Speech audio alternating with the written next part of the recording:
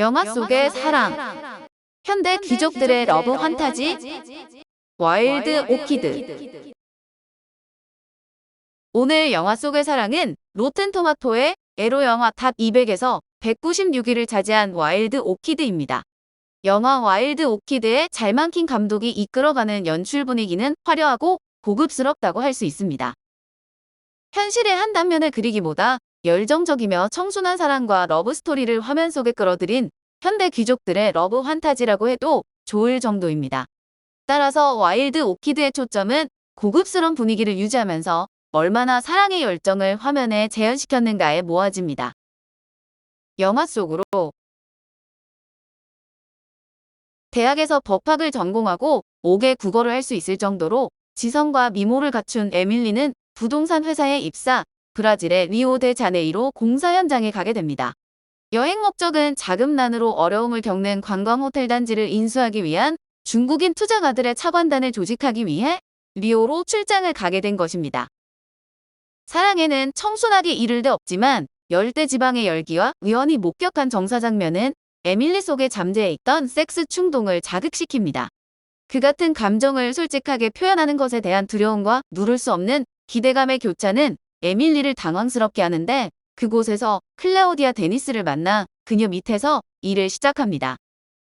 그녀는 클라우디아의 소개로 만난 제임스 휠러에게 이상한 분위기를 느끼게 되고 젊은 사업가인 제임스의 등장은 에밀리를 열정 속에 빠지게 합니다.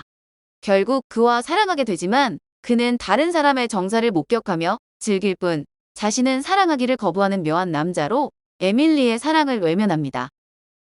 에밀리가 낙담한 채 호텔에 돌아오니 제임스가 기다리고 있었는데 그는 외로웠던 소년 시절 등 과거를 털어놓고 제임스와 에밀리의 관계는 사랑으로 발전합니다. 에밀리의 유혹에 잠시 주저하던 제임스는 그녀가 방을 나서기 직전 격렬하게 포옹을 한 것으로 비로소 제임스는 마음의 벽을 헐고 진정으로 사랑할 줄 아는 남자가 되고 에밀리 역시 진짜 사랑에 눈을 뜨게 됩니다. 날이 밝자 두 사람은 콩가춤을 추는 군중과 어울려 축제 속으로 걸어가는 것으로 영화는 끝나는데 잘만킨 감독은 사랑의 완성은 몸과 마음의 결합이 온전하게 이루어져야 하는 것이라는 결론을 제시하지만 별로 영화의 뒷이야기 분위기가 호사스러운 만큼 와일드 오키드의 격조는 높지 않지만 여러 사건과 에밀리의 심리 변화를 연결시켜 구성은 탄탄한데 잘만킨 특유의 에로티시즘과 포르노그라피의 교묘한 혼합이라고 할 수 있을 것입니다. 캐리 오티스는 이 영화 이후 미키 루크와 결혼하지만 미키 루크의 가정폭력과 여성 편력으로 6년 만에 이혼을 하게 됩니다. 영화 중반부에서 보여주는 두 사람의 러브씬은 대담한 앵글과 격정적인 행위로 이 영화의 하이라이트라고 할 수 있는데 에밀리가 경험했던 여러 가지 사건들은 제임스와의 러브씬을 뒷받침하는 요소로 설정됩니다. 영화를 만든 사람들 감독인 잘만킨은 투먼 정션, 레드쇼 다이어리 등으로 고급 성애 영화의 창조자로 일컬어지며 뛰어난 영상 처리와 수준 높은 내용으로 인정받고 있는 감독으로 한때 배우로도 활동했습니다. 존 역의 미키 루크는 아버지가 프랑스 혈통의 건물 관리인이었지만 7살 때 부모가 이혼해 어머니와 할머니를 따라 슬럼가와 마이애미 비치에서 유년 시절을 보냈습니다. 19살에 뉴욕으로 돌아와 연기를 배우다 액터즈 스튜디오의 시연회에서 리차드 3세로 주목을 받았고 81년 보디히트의 조연으로 출연해 주연급 배우로 도약할 수 있는 기반을 다졌습니다. 본격적인 주연급 데뷔는 마이클 치미노 감독의 형사 영화 이어 오브 드래곤으로 특유의 권태스러운 표정과 광적인 폭발력을 보여주고 나인 아프 위크, 와일드 오키드로 섹시 스타로 자리 잡았습니다. 그는 70년대 아마복서로 26번을 쌓은 바 있는데 91년 5월 23일 프로 권투 라이트 헤비급으로 스티브 파웰과 데뷔전을 가졌고 판정승으로 승리한 바 있습니다. 문란한 여성 편력과 잦은 스케줄 펑크, 음주벽 등으로 항상 가십의 대상이 되기도 했는데 88년에 여우 데브라 호이어와 결혼했지만 캐리 오티스와 스캔들을 일으키다가 92년 6월에 재혼했습니다. 그러나 그녀에 대한 폭력으로 물의를 일으켰고 복싱에 돈을 쏟아붓느라 재산을 탕진하기도 했는데 1995년 프로 복서를 은퇴했고 1998년 캐리 오티스와도 이혼을 했습니다. 그는 이후 버팔로 66, 목요일, 플래지, 스펀 등 인디 영화에 출연해 명성을 회복해 갔으며 신시티의 마부 역으로 출연해 영화 팬들에게 깊은 인상을 남겼습니다. 에밀리 역의 캐리 오티스는 미국의 영화배우 겸 모델로 엘르, 케빈 클라인, 게스의 모델로 활동했으며 와일드 오키드로 영화에 데뷔를 했습니다.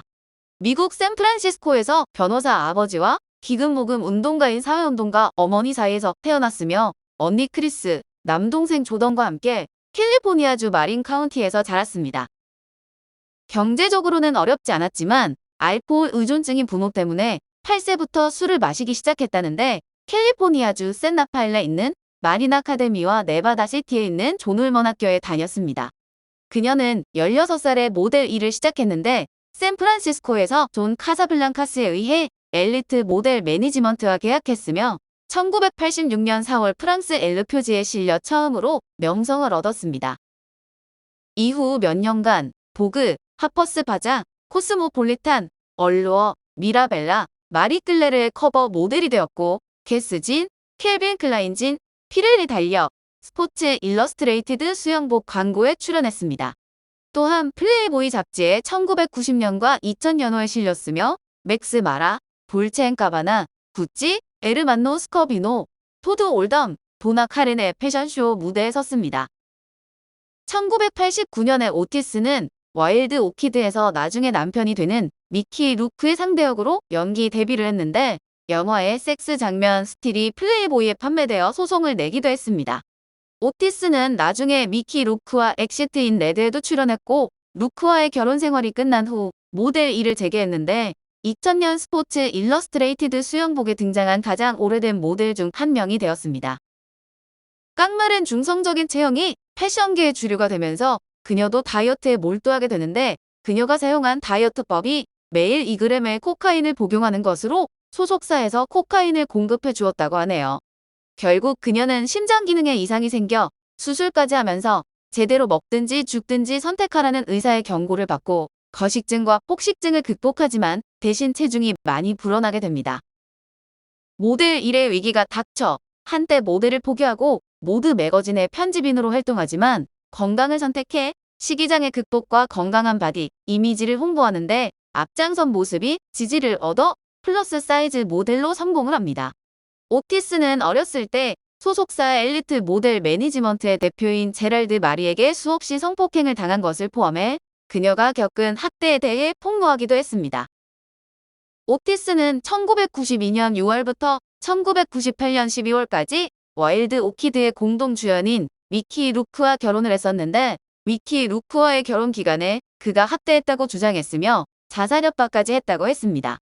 1994년 루크는 배우자 학대 혐의로 체포되었지만 나중에 고소가 취하되었는데 2005년에 환경과학자인 매튜 서튼과 결혼해 2명의 자녀를 두고 있습니다.